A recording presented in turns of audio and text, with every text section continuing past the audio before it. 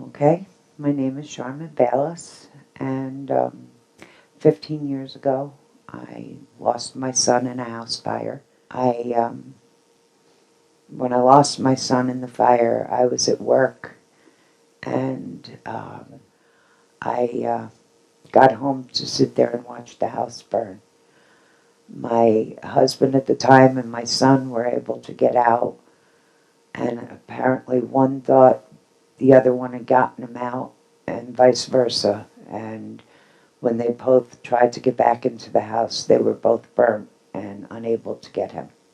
I miss everything about him, the good, the bad, the indifferent. There's not one thing I can say that is waking up in the morning and giving him breakfast, waiting for the school bus, or sometimes we would go out for breakfast before school, or him coming home with a big smile on his face and saying what a great day he had. Or as a little boy, he would introduce himself as Adam Animal Erickson, the boy.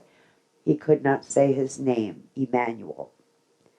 So the love he had, if I said, "Do you know how much I love you?" he would put his arms out like this and say, "So much." And it just the feeling of love that I would get from him. He did something wrong, he would, "But you still love me."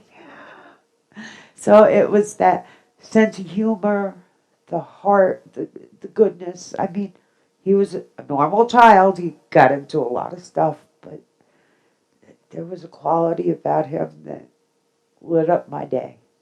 We went to a tropical zoo, and I would always tell him he had to hold my hand, and he refused that day.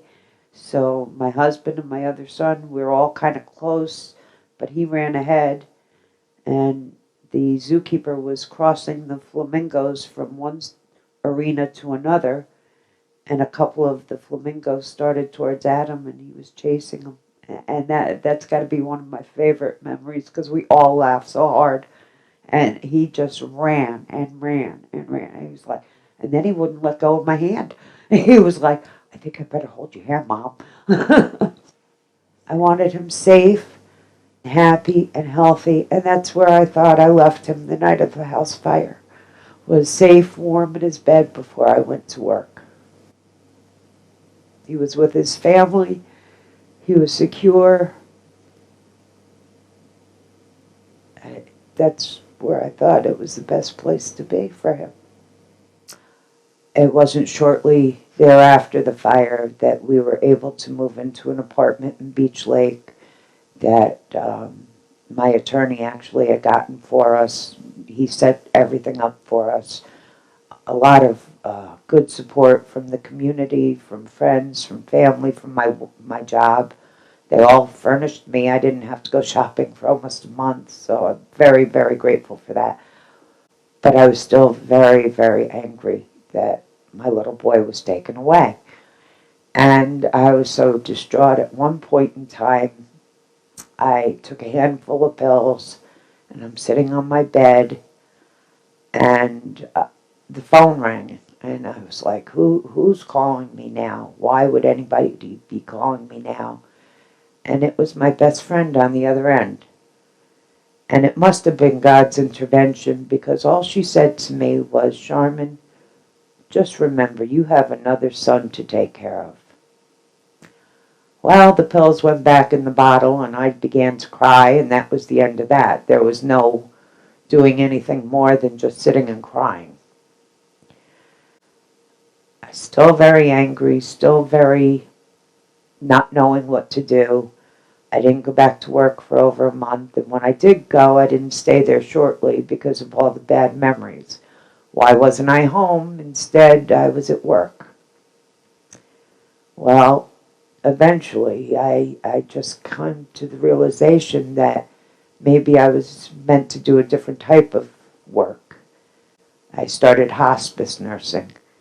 And for those of you who don't know, hospice is usually when people are at their end stage of their life and you make them as comfortable as possible. And without knowing it, I guess maybe I was trying to give back to Adam a little bit. through my years of working as a nurse, came to realize that I wasn't healing myself spiritually. And I needed to start to forgive myself and ask God for forgiveness because I was truly so angry.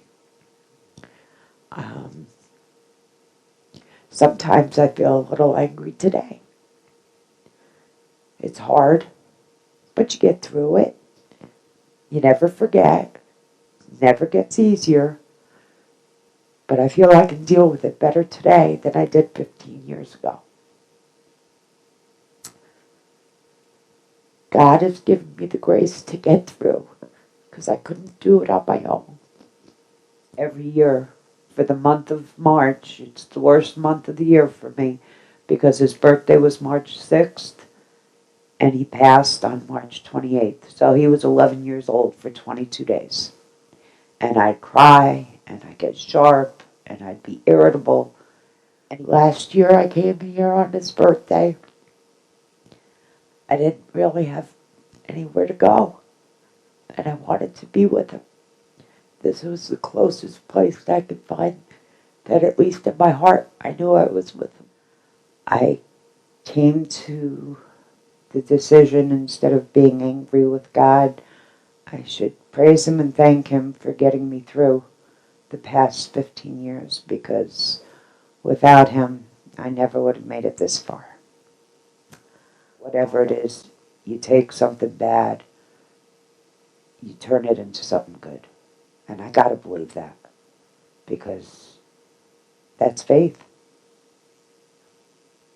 But I have to open up. And I've shut down for so long, I don't know how to open up. It's called ignorance. It is. Not that I don't want to. Not that I don't think I'm capable. I don't know how. I'm not ready. This, I told my son I was doing this today, and his remarks were, "That was really private." I said, "Yeah, but think about it. Because by me doing it, maybe it'll help somebody else." That's my story.